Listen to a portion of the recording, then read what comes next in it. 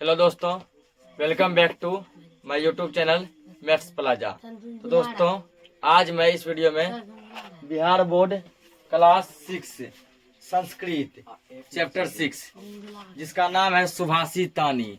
क्या नाम है? सुभाषी तानी। तो आज मैं इस चैप्टर का एक्सप्लेन करने वाला हूँ, व्याख्या करने वाला हूँ और मैं इस चैप्टर का क्वेश्चन आंसर भी कराने वाला हूँ। तो आइए देखते हैं क्या क्या इसमें दिया गया है। जाने दो ना सर, सूट को इसमें घुसा ले। 5-6 को नहीं होगा, मोबाइल गिर जाएगा। तो पहला इसमें जो पंक्ति दिया सुभाषी तानी का कहता है परोपकाराय सताम विभूतयः। परोपकाराय सताम विभूतयः, इसका मतलब होता है सज्जन परोपकार को अपना धर्म समझते हैं। जो सज्जन व्यक्ति हैं, जो अच्छे आदमी है, वो परोपकार को मतलब कि परोपकार मतलब दूसरों का उपकार करना, दूसरों की मदद करना, दूसरों का हेल्प करना, ठीक ना। जो अच्छे आदमी है ना, वो दूसरों की हेल्प करना जो है अपना धर्म समझते हैं। वो मानते हैं कि दूसरों का हेल्प करना एक अच्छी बात है। अपनी सारी संपत्ति तथा समय को वे परोपकार में लगा देते हैं और अपने अधिक से अधिक जो क्या करते हैं, रुपये पैसे धन दौलत, उसके बाद अपना भर दिन का समय, भर रात का समय, सब समय क्या करते हैं दूसरों के हित में, दूसरों की मदद में, दूसरों की हेल्प में लगा देते हैं। विपत्ति में पड़े हुए व्यक्ति की सहायता ही परोपकार है। जो व्यक्ति संकट में है, जिसका कोई देख रेख करने वाला नहीं है, ठीक ना, ऐसे व्यक्ति की सहायता करना है क्या कहलाता है? परोपकार कहलाता है। उसका दूसरा दिया है, दूसरा पंक्ति,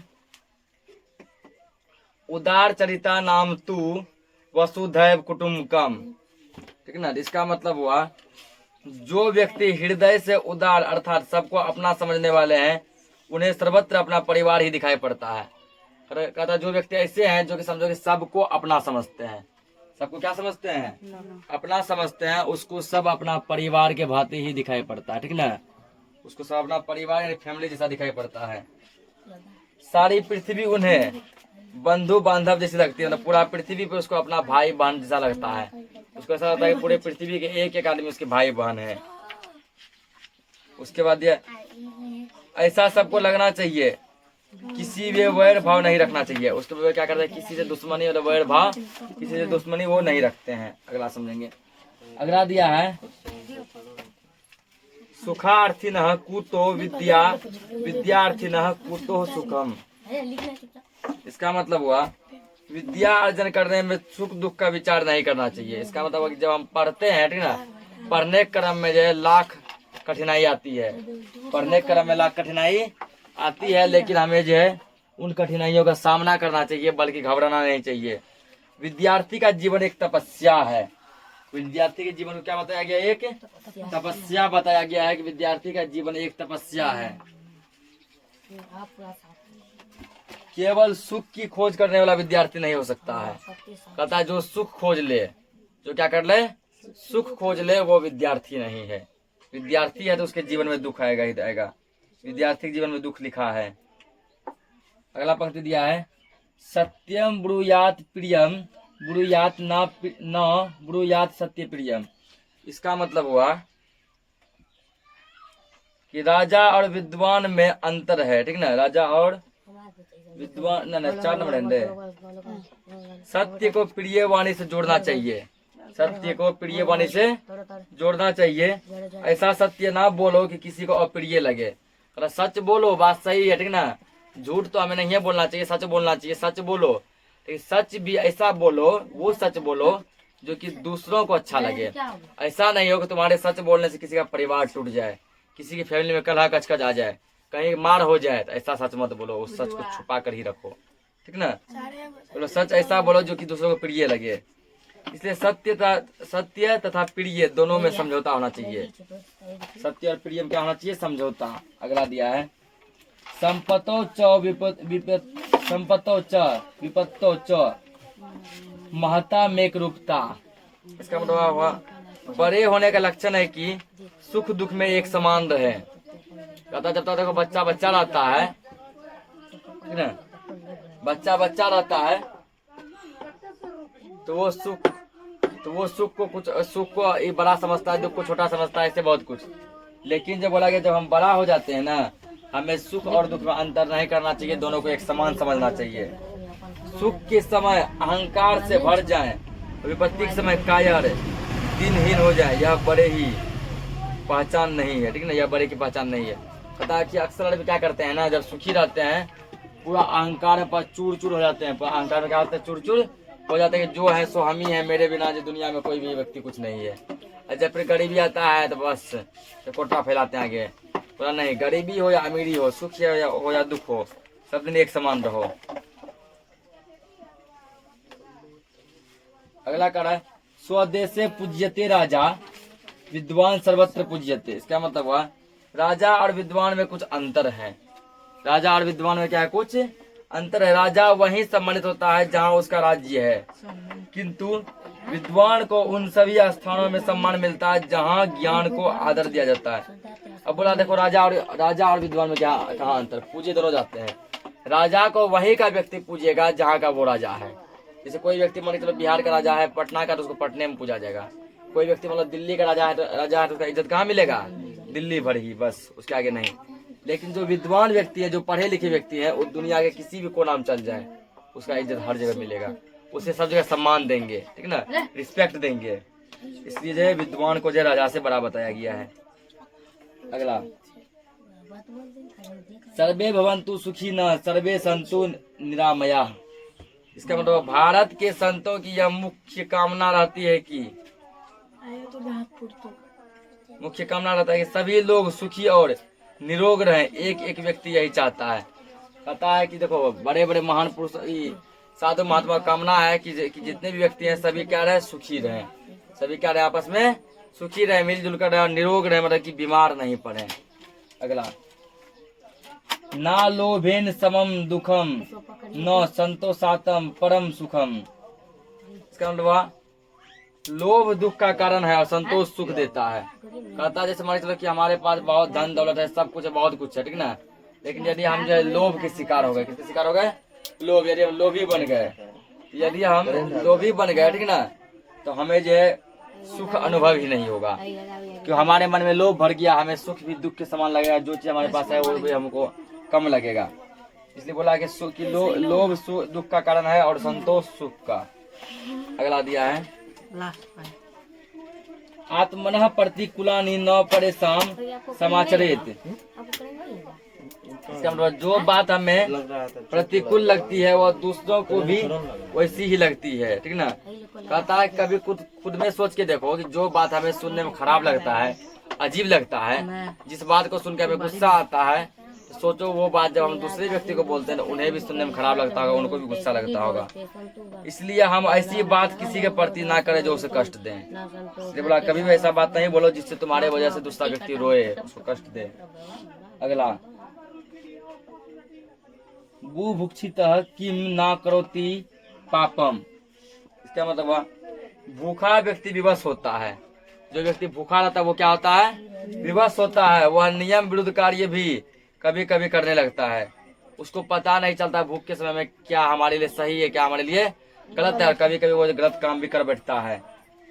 इसमें उसकी परिस्थिति का दोष है, अपना नहीं। बोला कि उसमें व्यक्ति का दोष नहीं। यदि कोई व्यक्ति मान के बहुत गरीबी अवस्था में, भूखी अवस्था में यदि वो चोरी कर रहा है, ठीक ना, उस व्यक्ति का वहाँ दोष नहीं है, आदमी गलती नहीं, उसकी परिस्थिति का, उसके कंडीशन का दोष है कि भगवान ने उसको इतना गरीबी दे दिया कि आज वो बेचारा चोरी पे उतर गया है। अगला देखो विद्या ददाती विनमय। इसका मतलब विद्या का फल है विनम्रता। विद्या का फल क्या है, विनम्रता है। सच्चा विद्वान वही होता है जो विनम्र होता है। बोला सच्चे पढ़े लिखे व्यक्ति विद्वान वही है जो विनम्र होते हैं। मतलब कि हल्ला गुल्ला शोर शराबा कुछ नहीं करते, बल्कि शांति से काम लेते हैं। उद्दंडता विद्वान का लक्षण नहीं है। कोई व्यक्ति वो उद्दंड है, ठीक ना, हरामी है, वो या फिर जो बहुत ज्यादा समझ कि बोलता है, लड़ाई झगड़ा खूब करता है, वो हमारे विद्या का पढ़े लिखे का जो है पहचान नहीं है। विद्या में कहीं कमी होने से ही उसे उग्र होता है। आगे लास्ट पंक्ति ज्ञानम भार क्रियाम बिना। ज्ञान की सार्थकता तभी है जब उसके अनुकूल आचरण किया जाए। आचरण के बिना व्यर्थ है। बोला देखो ज्ञान जैसे हम मान लो पढ़े लिखे बहुत है, ठीक ना, या कोई व्यक्ति पढ़ा लिखा मान लो बहुत है, उसका सही जब तक उपयोग नहीं करेगा तब तक उसका समझो कि मतलब सही काम नहीं करेगा, काम के बिना उसका ज्ञान क्या है, व्यर्थ है। ज्ञान क्या है, बेकार है। तो चैप्टर हो गया खत्म। अब इसका क्वेश्चन आंसर देखते हैं।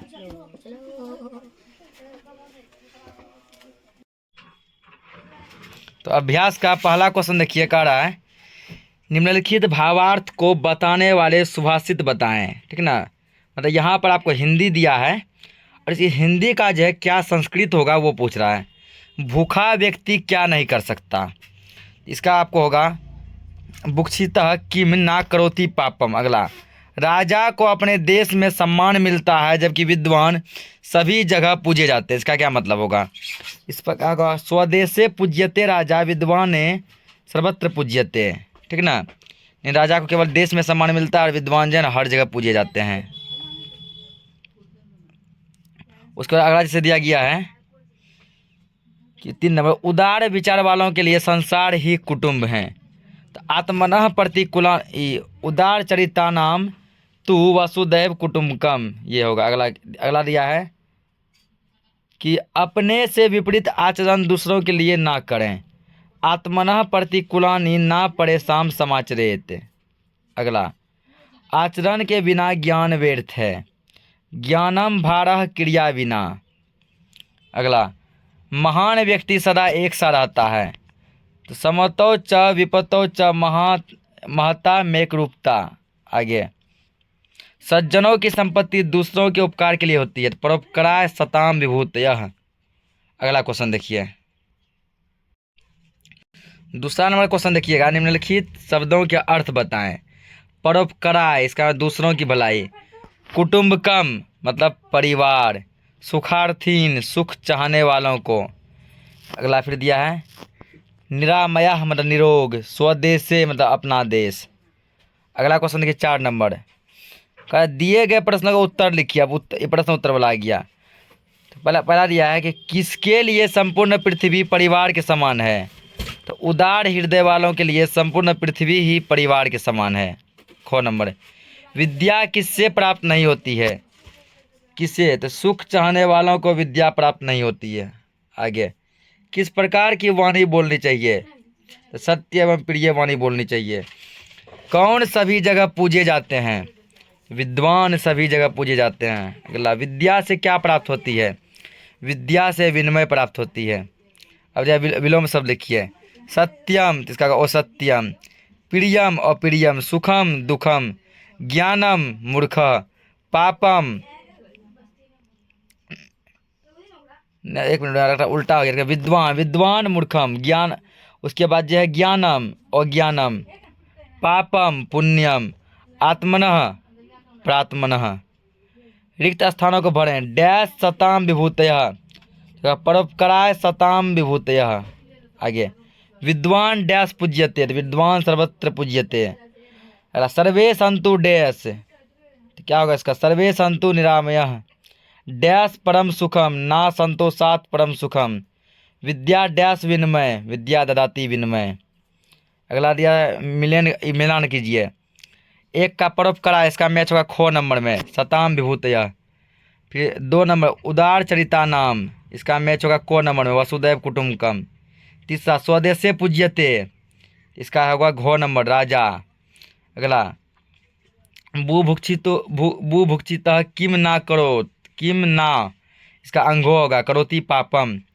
विद्या ददाती, इसका गौ नंबर, विनिमय। क्वेश्चन नंबर 8वां, निम्नलिखित शब्दों से वाक्य बनाइए।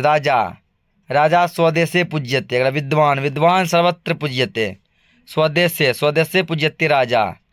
सुखिनः सर्वे भवन्तु। विद्या सर्वत्र पूज्यन्ते। इस प्रकार ये चैप्टर खत्म हो जाता है। मिलते हैं हम लोग नेक्स्ट वीडियो में नेक्स्ट चैप्टर के साथ। तब तक के लिए जय हिंद।